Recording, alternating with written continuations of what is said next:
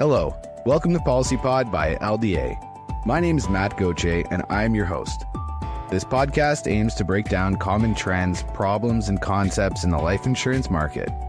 We wanted to create a place where we could talk openly about the things that confuse both clients and advisors alike. This is part 2 of our 2-part episode with Brent Swatuk. If you haven't listened to the first part, I highly recommend going back and listening to that first. Brent spent an afternoon with us and we discussed a variety of topics from building a career in life insurance to products and policies. And we hope that you enjoy it as much as we did. Brent has been in the insurance and advisory business for over 26 years. He has held various roles and has a multidisciplinary background across multiple large firms. Currently, he is the Vice President of Advisor Growth and Advanced Markets at Gryphin Advantage Inc., a national boutique MGA with an incredible history and culture. Brent is active with his local advocates chapter, the Gamma Canada Board, and he holds multiple designations, including the CLU, which he's most proud of achieving. So we want to go back to that post you made. You've been moderating this Facebook group for some time. What's that like? What challenges kind of come with that? Or what have you seen change from your interactions with, day-to-day advisors? So I actually moderate, I don't know if it's 4 or 5 different groups on Facebook. Like when I say moderate, I'm not on it all the time. It may seem like it a lot. If I take I'll brag for you. You're the advice guru. So I think people go there, they look for all that product advice. You're kind of the final word a lot of the times. Which carrier does this or who's the best for that? So your product bias, even from your earlier days when you were with Equitable, definitely came through. And if you want to know really what's the best product, ask Brent. Well, thank you. I mean, that's what I try and do it. It's funny because when I was with Equitable, you were still that. People did not. People like because if I was your boss, I'd be like, "What the Expo are you saying?" Yeah. Okay, so I'll double back on that one in a second. So So what am I seeing? It's a lot of herding cats because there's like people don't know which way to go, whether it's practice management or products or whatever. The saddest thing to me is when secondary markets became a primary market. What I mean by that is if you're meeting a client and they're healthy, non-medical, just so you can make sure that you get paid on a transaction is the wrong deal every day of the week.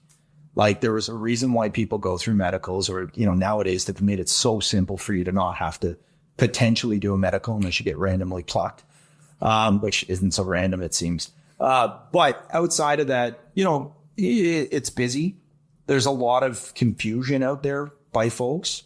There's a lot of bad finfluencers and I don't know if we call them finfluencers on the insurance side, but basically a lot of stuff that people have heard from the US that they think just completely translates up in Canada or that they feel passionate about and want it to translate up here in Canada. And as bad as it is, the one positive, at least you see advisors marketing. Normally they don't market themselves very well. And right. They're marketing terrible content, but at least they're seeing at least a different style of advisor in that influencer. And, honestly, unless you're like blatantly offside, I'll probably reach out at some point and I'll just say like, hey, just so you know, that's not how this works, right? And it's not a judgment thing. It's more just I don't want you to get sued thing. Have you seen any good ones? I think the only good ones I've seen are Phil Settler's. Yeah, Phil's good, right? But even, and look, I love you, Phil. Like we're close friends. Yeah. He's down climbing mountains in the US right now. But I've called him on a few things. I'm like, hey, I know you're laughing at that, but that actually works in the US, right? Or that guy's from the UK. That actually works over there. He's like, okay, but yeah, Phil's an interesting character because he was saying he was getting some success with it though. And, that style of videos. So I think he's doing reaction videos to some of these influencers. Hey, he's great. Just a general rule of thumb though might be like, don't take your financial advice off of TikTok. Right. Like he's great because first off, he's got a really great laugh. He's got an infectious laugh. So it feels great because he puts this stuff out and he's got the right, motives for it. So it's kind of more just like, hey, don't fall prey to this sort of stuff, you know? Now, the cool thing about that, by the way, for anybody is, number one, don't be too negative on our industry, because if you put negative out, you will get negative back. So we've got to be careful with that stuff. But it's interesting, just like podcasts. If people see enough of your ad and they can find enough of your content online, they can learn who you are as a person. And they'll make a decision whether they like you or not. And if they like you, when they show up or they engage you, they're not engaging you to kick the tires and see if they like you. They've already made that decision. Now it's just a matter of you having a system and a process to be able to just close the gap and take them the rest of the way. That's the beautiful thing about the influence you can create online if you do it with enough consistency. So Phil does a good job on it. Like online videos, I mostly watch a lot of US stuff. There's not too many I see in Canada. The ones I do see, they're usually some concept or infinite banking. Sure. Which, once again, I mean, whatever gets, you believe what you believe. I mean, there's certain guys that do that better than others. There's like one guy that's probably the king on it, and his material is better than anybody's. And that's the reason why he eats like 80% of all the pie out there. I'd like to see product evolve to allow a concept like that. Like I think, a whole life tied to a credit card or just something inventive. You know what I mean? Like something a little different that's maybe a spin on the industry. So I'm going to throw it out here right now. For me, I did a bunch of research on this and I was hoping to bring this way back in the day at Equitable, but I can't remember why that charge didn't get taken up. But I would love to be able to buy a life insurance policy in my TFSA. Yeah. That would actually bring infinite banking to Canada. So now as I'm growing my money, I can withdraw it without fear of any ACP, and I could borrow from the product itself, even when the ACP grinds to zero, because it means nothing. So for me, I would love to see that introduced.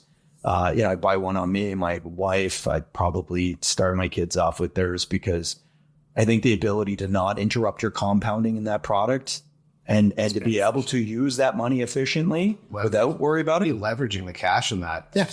Well, you don't need to leverage it at that point, right? And that's one of the biggest things about with the wealthy people, we don't have to worry about that, right? For the most part. We can usually get leverage. They're in on the fund. Yeah. They're in a different realm when it comes to the whole thing.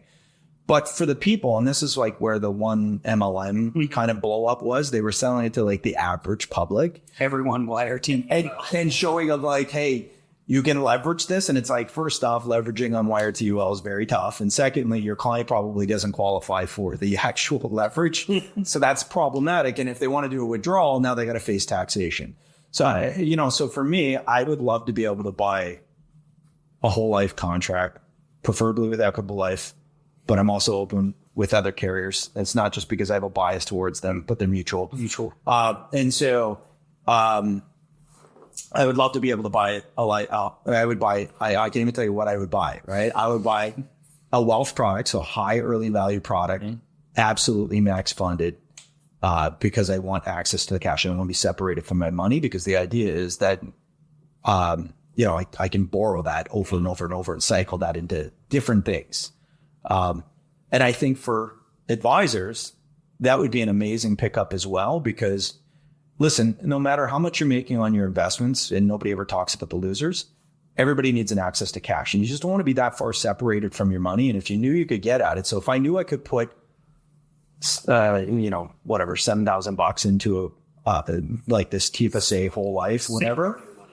And I could get access to $5,000 of it right away if something happened to me. Now, these are very small numbers, but like if you were earning $50,000, these are big numbers, right? Probably didn't have the $7,000 to put in it, but it's access to my money. I'm not losing the access, and I would repay that, and then I would reuse that and whatnot. And I would love to see that. It's almost like a middleman's IFA. It's like you're not quite up to that top point of the IFA, but it's structurality. I don't even think it's an IFA, because an IFA requires immediate lending. Yeah, it's almost like that half step where you're not taking that loan out at the beginning. You have the cash, and then you're still able to use it while it's inside the policy. It's really just being.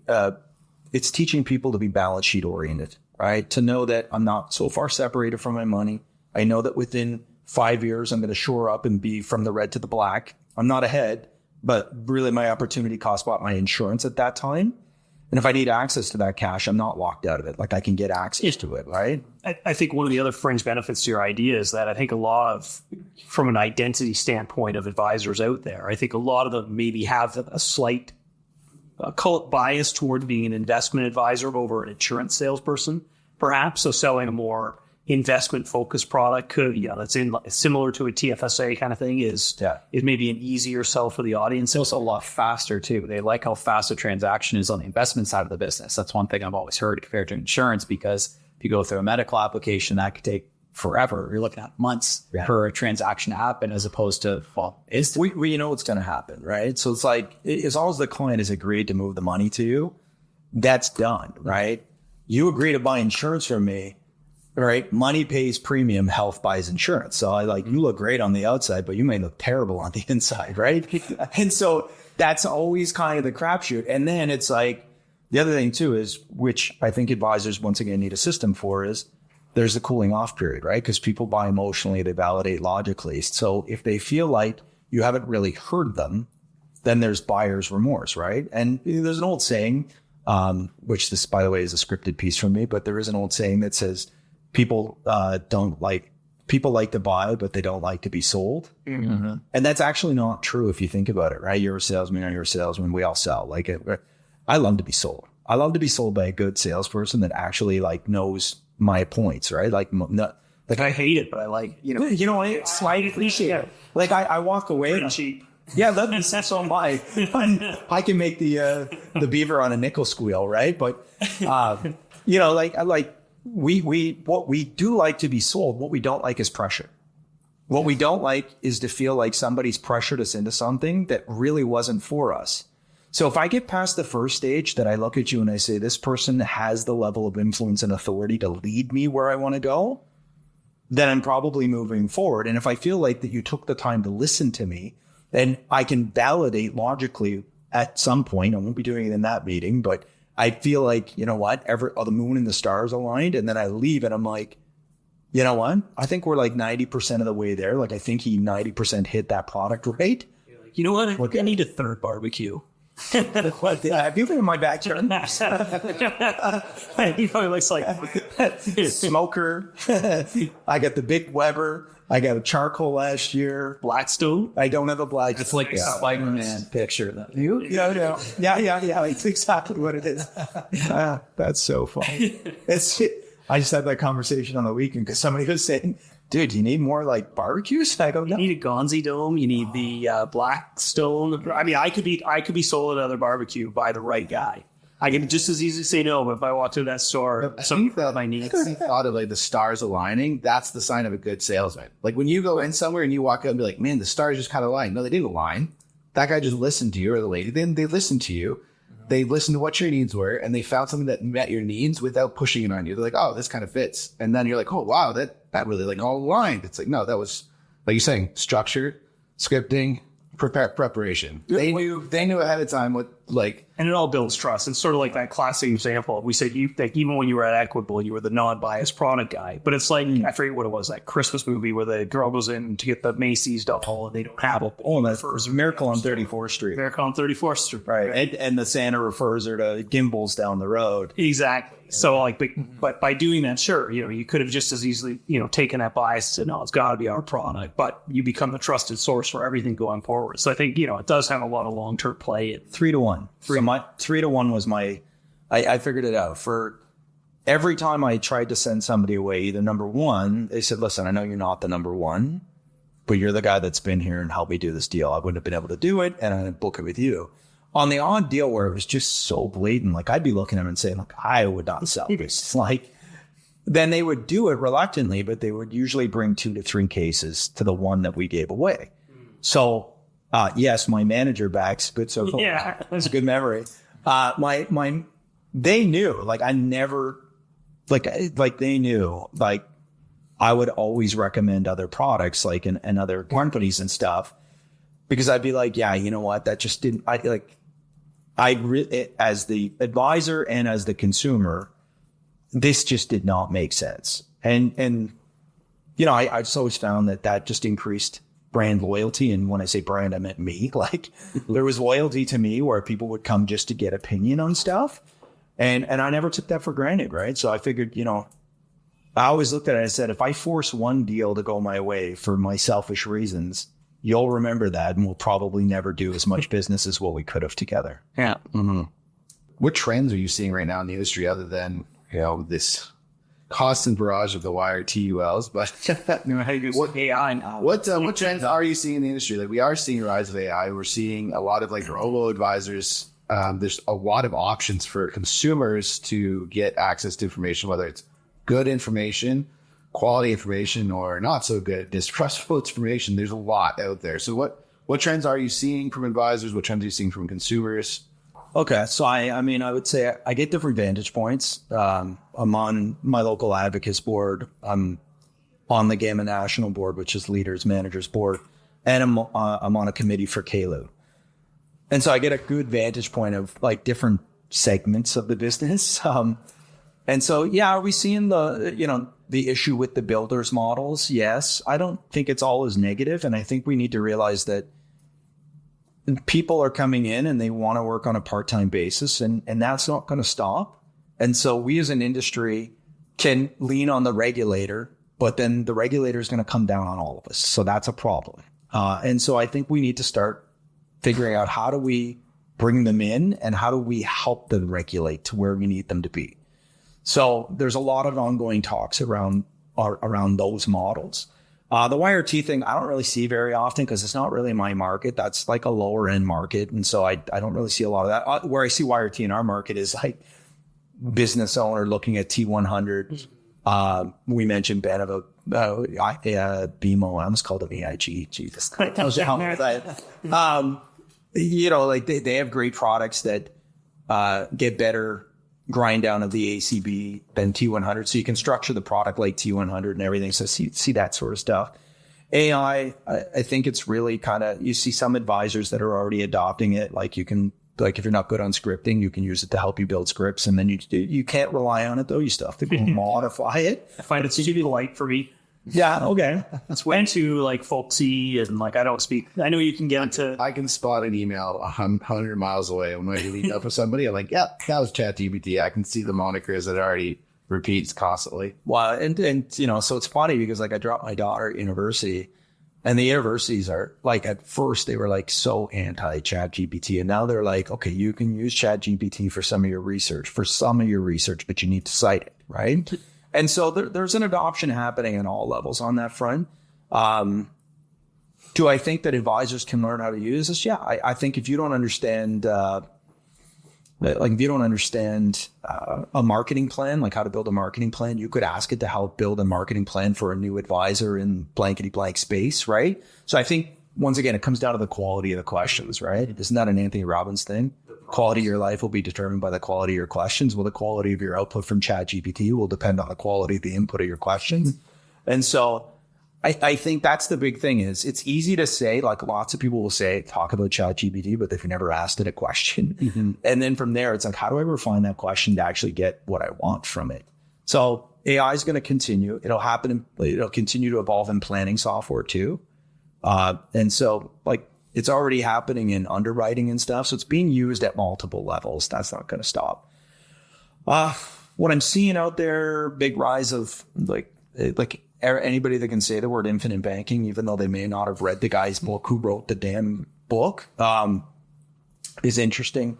Even if you read his book, it's American. So you got to be able to do the conversions over to what works in America, what doesn't work in Canada. And there is vast differences. And some people hate it south of the border. Some people hate it north of the border. And I'm not here to judge either way. Biggest difference north and south of the border is the tax on the what is it, the loan repayment? Yeah. So, the taxation in general. So in Canada, you got to keep your eye on your adjusted cost basis because we've got net cost of the pure insurance grind down. And at some point, your loans will become taxable. South of the border, as long as you're borrowing from the contract and you don't withdraw or you don't lapse it, you're not going to be taxes on the borrowing. So you don't need a third party lender involved in it. You can just borrow direct from the contract. If you do it via policy loan and you pay interest back, this is on both sides of the border, that gets paid typically to the car fund reserve, which is where the loan originated from, because you're not actually borrowing your money. It's a lien against your contract you're borrowing from the par fund. The par fund's charging you an interest, which, you know, for every Primerica person listening, they're going up in flames about, you know, cash value life insurance and being charged interest on your money. But it's not your money. Your money's still growing and you're contracted, uninterrupted, compounding, just as it was designed to do. You're borrowing money from another source. And when you pay that interest back, it's going to the overall pot that creates a yield for your dividend. So that stuff's all the same. It's the taxation, you know, down there, they've got to worry about estate tax, like not getting above the $10.2 million individual threshold for estate tax purposes, which for most people is not a problem. For high net worth, it is a problem, right? Here we don't have that. You know, corporately, we have the ACB grind down for CDA inclusion, capital dividend accounts, adjusted cost basis. Those would be the, you know, so there's some differences between the two. The big one is the borrowing. Yeah, they collateralize, like basically to collateralize it. They don't need to do that with a Canadian lender. That's where it falls apart here, correct? No, wait, it's where it deviates. It doesn't actually fall apart, but it deviates. And then you're subject to all the things they told you was bad, right? So it's like, you know, when you ask them, like, what do you do when you get 65 and you want to borrow that money? Well, we take it to a third-party bank. Oh, you mean the institution that you said was so bad that we had to get our money away from? Like, now we're going to send the interest payments to them? I thought that was the whole point of this. And so I think there's a variation of it. And I think most of us that have done planning for high net worth Canadians and you know, businesses, we've done a lot of par as an asset class or par as a fixed income alternative, par as an asset on your balance sheet, where it makes sense from a, you know, tax deferral standpoint, from a liquidity standpoint. The saddest part is life insurance on its own is just really good. Like tell me another, do you know what it would take to save $1 million for most people? And yet with a stroke of a pen, I can have $1 million callable by your heirs when your heart stops beating, right? So I can get you there if you can't get there yourself, right? So that alone is awesome. And then you take all these things like CDA and all these other things, and then you take it and you can stash cash in and defer out paying taxes that you would have while not losing liquidity, access, and control to that money. Like life insurance is a really good deal on its own. Yeah. I always say it's like a Swiss Army knife. And even, again, take all the cash value and everything out of it, I still think it's a really good deal. No, one, there's a lot of people that buy T100, right? No cash value life insurance because it works in their scenario. And the other thing too is it doesn't matter how wealthy you are. Everybody has a liquidity problem usually at some point, right? Like wealthy families, they tend to own a lot of assets that aren't easy to convert bricks and steel back into cash. So, you know, efficiently, well, without leakage, right? And then was Tom Penga's always line was like life insurance allows you to spend money in retirement. Right. Yeah. Because you actually can spend it and, you know, get your tax bill or whatever you're going to leave behind replaced by the life insurance. Yeah. Well, it's, you know, or Don Hart from IDC always used to say it's a permission slip to spend in retirement. Right. And it's because if you got to retirement and you let go of your term life insurance, which is what everybody plans to do, right? Then your investments now have to play the part of lifetime income for you, your spouse, and they have to play the role of life insurance to create your estate. And so if you walked into retirement with the same amount of life insurance permanent as you do assets, now your assets only have to be income. And your life insurance, if it's cash value, deferred life insurance, right, is not only life insurance waiting for the heirs, but it's the, if I have too much life at the end of my money solver, right? It's the, if we had very volatile markets, wouldn't it be great to be able to shore up what I'm taking or shorten up what I'm taking out of those assets and draw from a non-correlated asset?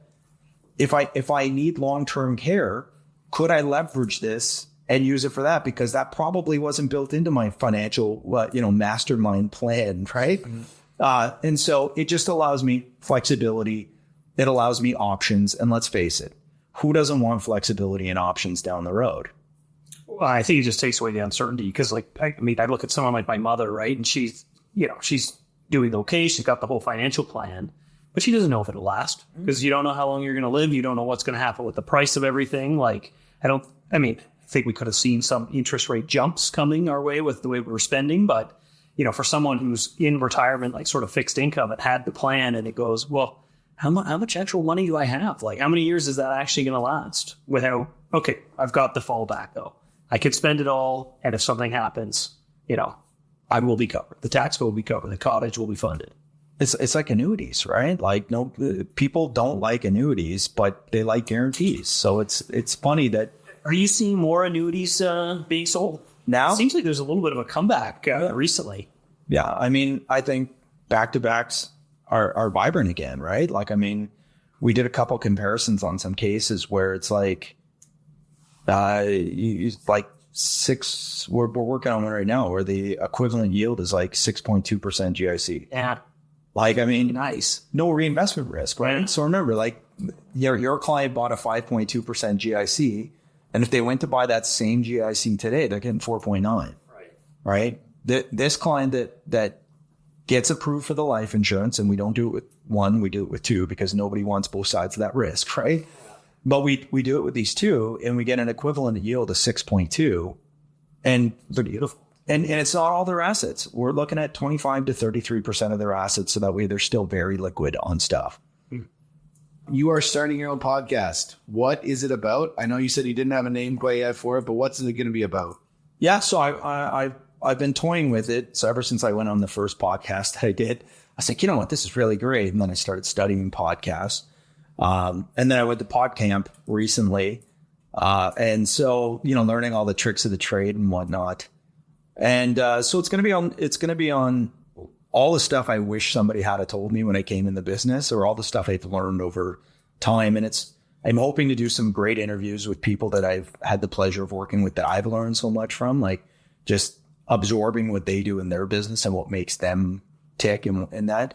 And what I want to do is not bring it to the stage. So when people get up on stage, it's like an Academy Award. So first they start out thanking their parents and telling them how they fell into the business, and then telling everybody where they are now.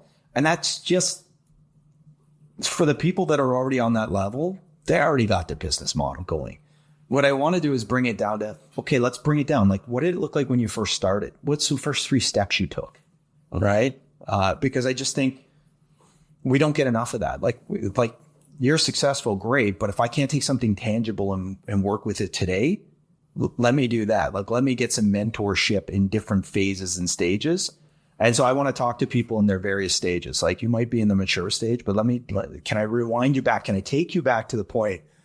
And the funny thing is, like, advisors love to talk about this stuff because they haven't thought about it in so long. So rewinding you back, how did you get into the insurance industry? That's a good question. So my father was in the business, which is kind of funny because we are not wired the same. I love him. He's probably one of the greatest salesmen I've ever met in my life. And he just loved people. Like, he's crazy, right? And it's not that I don't love people, but I'm a little more nerdy. I'm a little more technical. And so, our styles varied massively. So I was working at a place. I got overpassed for promotion, got overpassed a second time. I was young, really young.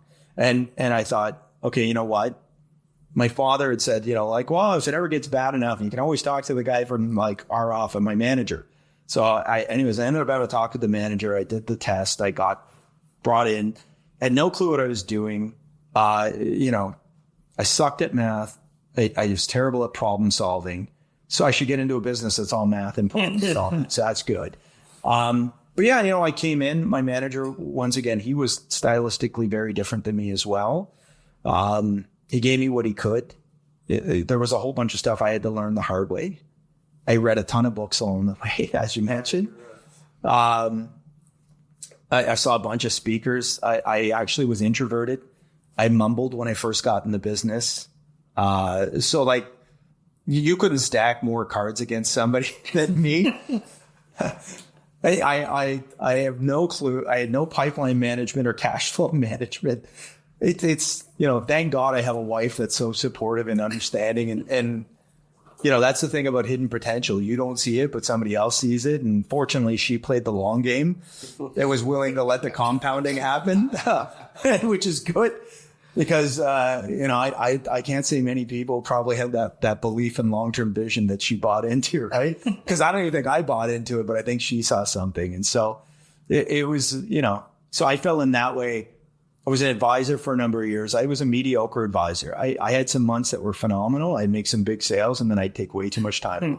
So I was not good at that. Then I got out and I started building some products, and then I ended up at an MGA. And I really, I felt like I finally actually hit a bit of a stride. So it was like people would come to me with cases. I got to explain to them, here's the things you didn't get. Here's the things you don't know. You can't make this advice out based on this. So I felt like, wow, like, you know what? Maybe this kind of like teacher-esque role is fine, right? And so then I went to Canada Life. Canada Life was great. I had great leaders and mentors there, and a lot of freedom and runway there too. So it was about the closest thing to being self-employed, becoming a wholesaler that I had ever found. Like if I didn't get up, nobody do. Like there's the thing. I had that flexibility, and I got up more than what I did when I was self-employed. Yeah. Because you know what? I felt like people were counting on me, or I had to deliver the goods, because I felt like, Jesus, they're paying me. Like I should probably validate what the heck they're paying me. And they were paying me pretty good. So yeah, I ended up there, went through that. They allowed me to build some stuff. I started building out programs then, all technical content, and then realized that people can't really take technical content and create businesses out of it. So then I started deconstructing all of that and saying, okay, here would be the processes you need. Here's the mindset. Here's why you would do this. Trying to bring the marketing world into our world, because that's very foreign. Most salespeople aren't marketing people. And so, just trying to evaluate where you were and what your deficiencies were. Then Canada Life went through its merger. They treated me very well. I have nothing bad. The good news is I have really nothing bad I can say about a lot of my past employers, which is great. But they treated me really well and tried to find a home for me. But I just didn't feel like at that time I was feeling the mission, and I didn't feel like I was ending up on the right side of a lot of the decisions that were being made. And maybe that was a patience thing, possibly. But I got into some talks with Equitable, and we went there because I really liked the mission and the vision at that time under Karen and Ron Beedham. And I was very close to the senior management from my position and was able to influence change there. And went there, and that was awesome. And now I'm at Gryphin, and Gryphin's freaking awesome. Like, I mean, the people are like, most MGAs, pretty much the value proposition is the same. Like, they're a middleman, you're funneling business, they got all the carriers, they pay you a bonus, they got some support people. Maybe they've returned from COVID, maybe they haven't, maybe you like that, maybe you don't. Right? That's the way it goes. Very few have real culture where people come and they hang out. People are like I talk to our advisors. Our advisors talk more to each other than in any other shop I've ever dealt with. Like, they know each other. They know each other's families. They know each other's businesses. When they have an issue or they want an opinion, they actually pick up the phone and call. Now, that happens at some level with some advisors, but literally I have had conversations just recently about a new person that called the top producer of last year, and that person gave him an hour of his time and bought him lunch. And yes, that stuff does happen in the industry, but not at the frequency it happens here. And so the founder, Rod Millard, and the now president, Kirk McMillan, and along with Jamie and Coxie and all those guys, like it doesn't happen just one person. Rod was smart enough to get really good people, really bright minds that actually care. And, what they've built is they've built this culture up, and it's a national MGA, but if you're within Southwestern Ontario, you probably know them. I'm flat-footed. I don't skate. But there's hockey games like throughout the hockey season and stuff. We have one of the coolest clubhouses probably known to man. So I call our area the campus, because you got the main building, then you've got across the street, you've got the athletic club, which is the clubhouse. Underneath, you got the training center. In the training center, we have a green screen, full video workup with a videographer. So you want to come create content because you're with us. That's a feasible thing with us. Like, which is crazy because you know what content costs to create, right? So, the fact that you have access to that, and the problem is people don't use it. Like, I know a couple of advisors that use it pretty good, but some of them don't use it because they're not adopting. Yeah. And they don't realize that could be the separator to that. That could be where 25 to 30% more to their business. That's the gorilla with the stick versus one without. Yeah. So, and then in front of that, there's a restaurant called Shy's. And Shy's is a great restaurant. But the interesting thing is that that's also owned by Rod Millard, co-owned. And you'll go in there and like, you'll see other advisors having lunch with other advisors. You'll see wholesalers in there. Like, it really is a campus. Like, it's got a different feel to it. And it's not, I guess everybody says, I'm not a number. Well, like here, that's actually a true story. You're not a number and you're free. Listen, people don't really leave. You're free to leave. Like, that's the freedom of all MGAs. But people stay because of that relationship, right? Because of, you can walk in on almost any given day and walk into the CEO, the founder's office, and just have a talk to him about what you're going through in your business. And he'll sit there and talk with you. Like, he'll give you an hour of his time. I've seen him do it. So it's a really unique thing that doesn't exist in a lot of places. Well, I have one last question. What advice would you give your younger self or people entering the industry now? That's a good one. That's probably a much longer thing. Yeah, but LDA is, well, I was about to say systems, and LDA is part of those systems, right? So shameless plug, but at Gryphin, if you're looking to go from being a C advisor to an A advisor, and you want to do that in the business market space, we've got a program called the Corporate Insurance Navigator Program, and it's designed to teach you how to design your business, systems you're going to need, processes, marketing, how to fact find, and then it goes through all the phases of business and teaches you the concepts. But because you start out with a target market, you're learning them in relation to who you actually want to sell and impact.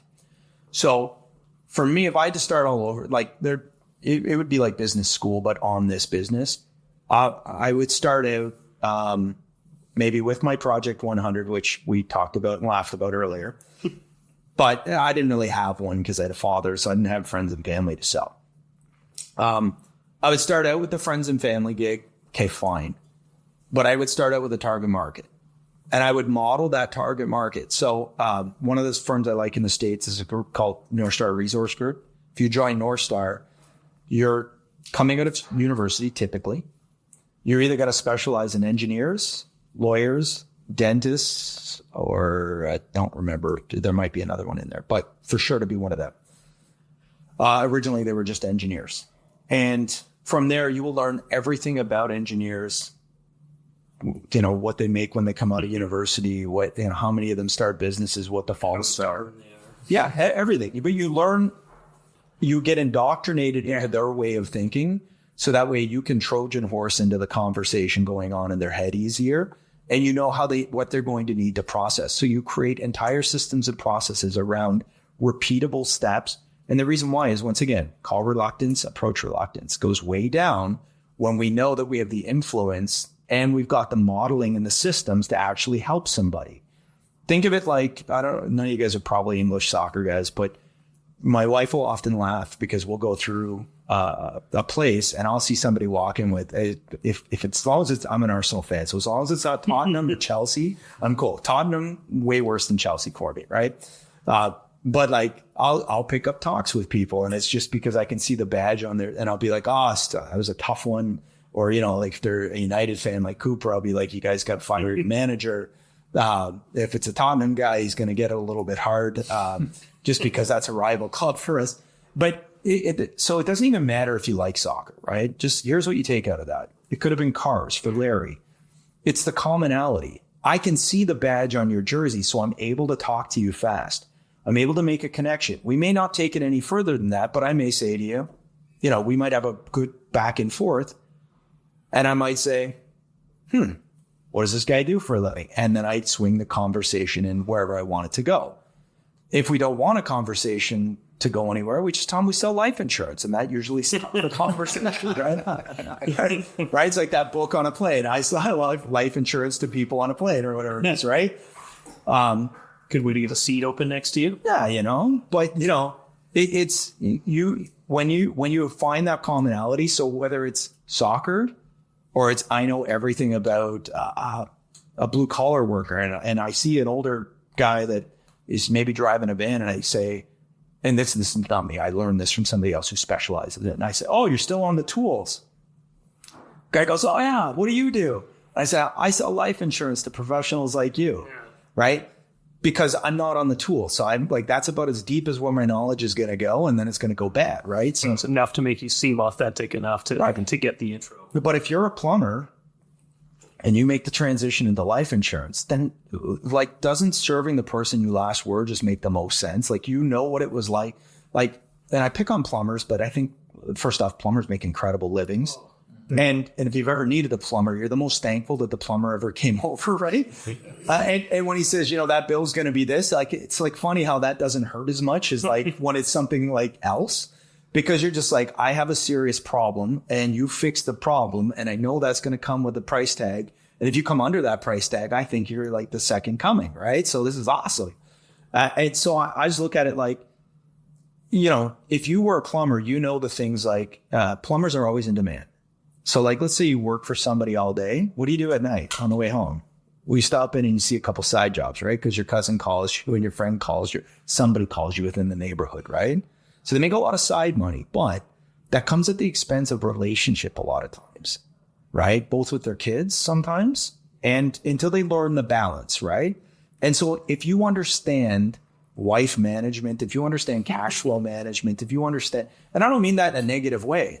I think if you love your wife, you learn the idiosyncrasies about your wife, right? Like, I mean, I don't ever want to make my wife upset, but I know that if I leave, and this is an insurance person, if I leave all day, even though I'm working, and I don't check in, that's going to be a stressor. And then I've got to deal with that at home. And if I just managed my time and just reached out and said, hey, how you doing? And she said, yeah, not doing nothing today. I just had a tea, or, I let the dogs out and then I went back to my desk and worked at my desk.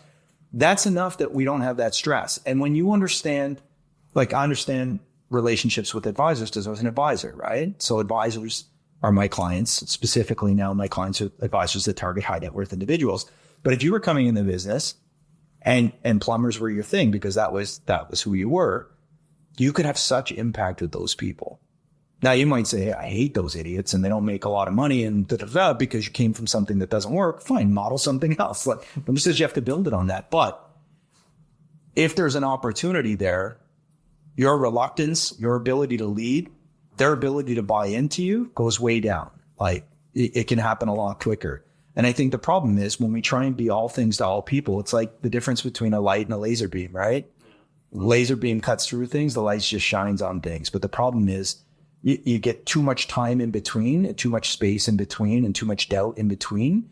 And if we cut that down and we went specifically after, we created a system, a process, a follow-up, and we knew it didn't work. We abandoned it, we adjust it, we do whatever, but we went your success ratio would go way up.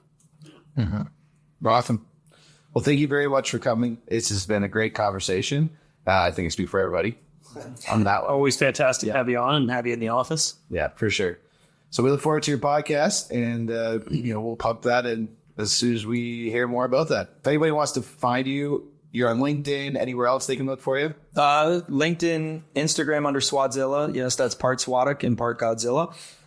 And that was a joke between some friends, and I adopted it. I am on X under Insurance Ninja. Yes, I have a whole bunch of like really fun names. LinkedIn, Brent Swatuk, Facebook. There's Life Insurance Canada. There's the private group of Life Insurance Canada. Jim Root is Essential Financial Advisors. There's another Life Insurance Canada page. I don't know. There's a whole bunch of them. But, like if you're not in these groups, like, and you have questions or you want to pick people's brains, they're a good place to go. Just, once again, back check all your people. Go back and see what they actually do and who they actually are. All advice is free, but not all advice is good. Thank you for joining us on the conclusion of this two-part episode with Brent Swatuk. We'd like to give out another thank you and shout out to Brent Swatuk for coming down and joining us in our office. The conversation was amazing, and we hope that you enjoyed it as much as we did. Before we end today, I again want to encourage you to join our LinkedIn group, Policy Pod by LDA, as well as if you've never tried life design analysis before, and want to see how it will affect your life insurance practice, you can sign up at lifedesignanalysis.com/sign up. That's lifedesignanalysis.com/SIGN-UP. Before I go, I would like to remind you that we made this podcast as a place to foster conversations that matter to you, our listeners. With that said, if there's a topic or an area of expertise that you would like to come onto the podcast to discuss with us, or would like us to explore, I want to hear from you. Connect with me on LinkedIn or send me an email at marketing@lifedesignanalysis.com to lend your insights and experience to the conversations on PolicyPod. Thank you again for joining us today. We look forward to having you in our next conversation. Have yourself a wonderful day.